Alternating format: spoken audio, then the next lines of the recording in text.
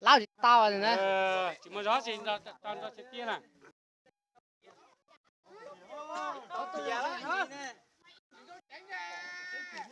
Cho lý ra thử mất cây à nó.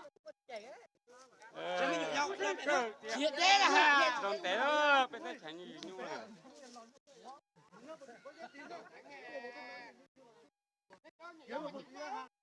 Chỗ này tôi sai lúc đó là chứ là tôi là chỉ hại cái này từ bao đây là tôi buồn mà cũng trông cẩn.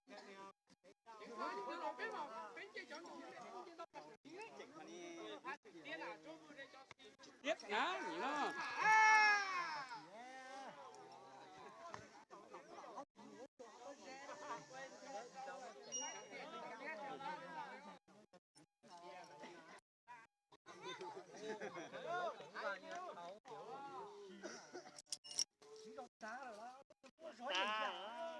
Ta rối rồi đó. Tự nhiên cúp lào thế mà quất chẳng thể nữa.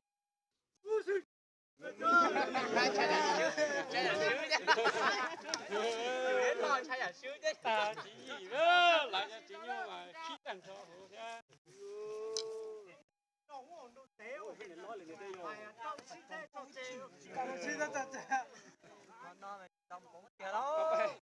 Không phải sơn nóng sói á, mà về sắc na đi.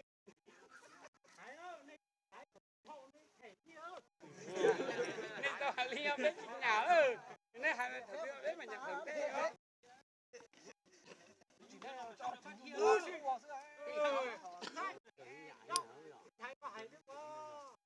Em còn phim tốt anh không? Còn phim tốt anh khăn rồi này ba.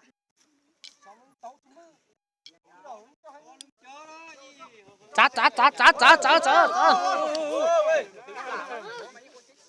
Chát nhập bên cái gì luôn.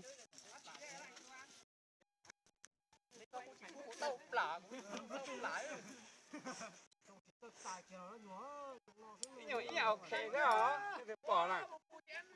Nhiều khề nhưng có ý nhiều. Lẹ số khề.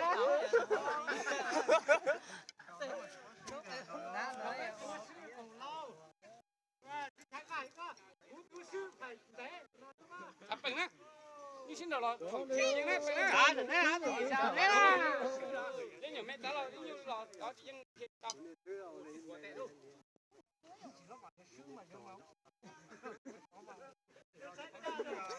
Nhiều tao sơn cho tao kể mà ơi gì để lâu thế.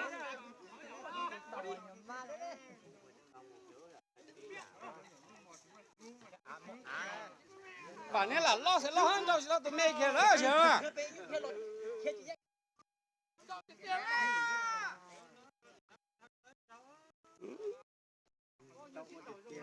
Đâu như là thế, cả là.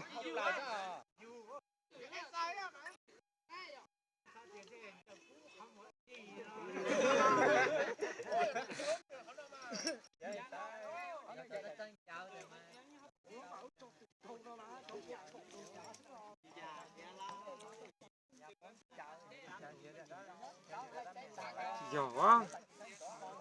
Phát được tiền là tới đuổi đoạn ấy thì tao. Tiếp đấy để nó này tái đuổi thế này. Phải phát đua đấy. Mấy tài